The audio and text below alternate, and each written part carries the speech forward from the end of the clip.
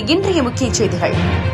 விருதுநகர் ஆட்சியர் அலுவலகத்தில் குடியிருப்பு பகுதியில் அமைக்கப்பட்டுள்ள தனியார் நிறுவனத்தின் செல்போன் டவரை உடனடியாக அகற்ற மதுரை ஐகோர்ட் உத்தரவிட்ட நிலையில் மாவட்ட நிர்வாகம் நடவடிக்கை எடுக்க வேண்டும் என அப்பகுதி பொதுமக்கள் கோரிக்கை விடுத்து முறையிட்டுள்ளனர்.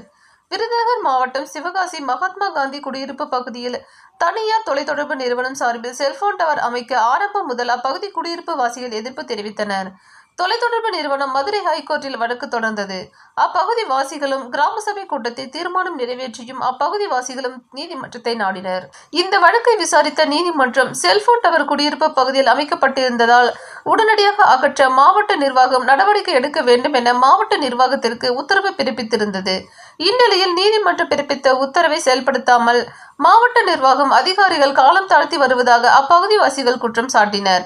மேலும் இன்று விருதுநகர் ஆட்சியர் அலுவலகம் வந்த குடியிருப்பு வாசிகள் நீதிமன்ற உத்தரவை தொடர்ந்து அதிகாரிகள் தங்களிடம் விசாரணைக்கு அழைத்தனர்.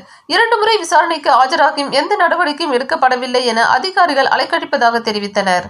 இதுகுறித்து பேசிய மகாத்மா காந்தி நகர் செல்வராஜ், குடியிருப்பு பகுதியில் செல்போன் டவர் அமைக்க ஆரம்பம் முதல் எதிர்ப்பு தெரிவிக்கப்பட்டது. தற்போது குடியிருப்பு பகுதியில் அமைக்கப்பட்டுள்ள செல்போன் டவரால் பகுதிவாசிகள் உடல் ரீதியாக நோய்வாய்ப்பட்டு பாதிக்கப்படும் அவலநிலை ஏற்படும் அபாயம் இருப்பதால் இந்த செல்போன் டவரை நிறுவிய நிர்வாகத்தினர் மீது மாவட்ட நிர்வாகம் நடவடிக்கை எடுக்க வேண்டும் என மதுரை நீதிமன்றம் உத்தரவிட்டுள்ளது. இந்த உத்தரவை செயல்படுத்த மாவட்ட நிர்வாகம் காலதாமதம் செய்து வருகிறது. மேலும் இப்பிரச்சினைக்கு தீர்வு காண விசாரணைக்கு பகுதிவாசியான நாங்கள் அலைக்கழிக்கப்பட்டு வருகிறோம் என்றும் மாவட்ட நிர்வாகம் நடவடிக்கை எடுக்கவில்லை என்றால் அடுத்த கட்ட போராட்டத்தில் ஈடுபட உள்ளோம். மேலும் இது குறித்து நீதிமன்றத்தை நாட உள்ளதாகவும் தெரிவித்திருந்தார். விருதுநகர் செய்திக்காக செய்தியாளர் பாண்டியராஜன். செல்போன் டவர் நிறுவுவதற்கு கடந்த 2023 ஜனவரியில் ஏர்டெல் நிறுவனம் அந்த பகுதிக்கு வந்தது.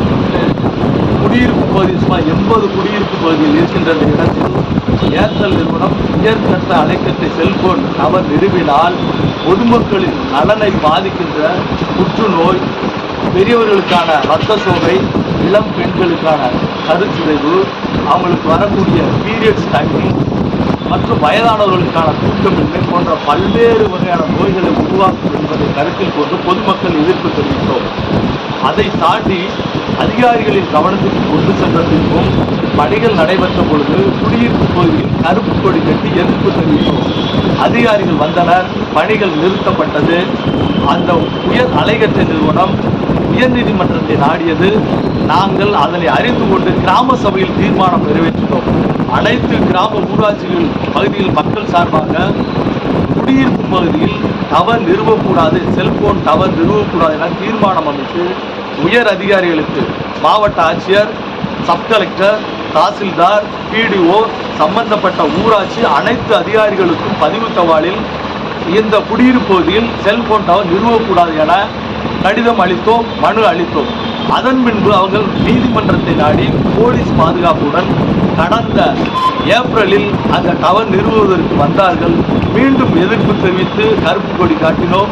அதிகாரிகள் அவர்கள் நீதிமன்றம் மூலம் போலீஸ் பாதுகாப்பு பெற்றுள்ளதால் நீங்கள் நீதிமன்றத்தை நாடி அந்த டவரை அகற்றுவதற்கு நீதிமன்றத்தை நாடுங்கள் என்று கூறியின் பேரில் நீதிமன்றத்தை நாடினோம். எங்களது கருத்துக்களை எடுத்து கொடுத்தோம். அதனை உள்வாங்கிக் கொண்ட நீதிபதி அவர்கள் கடந்த ஜூன் 20 இந்த டவர் நிறுவனத்தை அப்புறப்படுத்திட, மக்களின் கோரிக்கையை ஏற்று அப்புறப்படுத்திட 4 வார கால அவகாசம் மாவட்ட ஆட்சியருக்கு அளித்து தீர்ப்பளித்தது.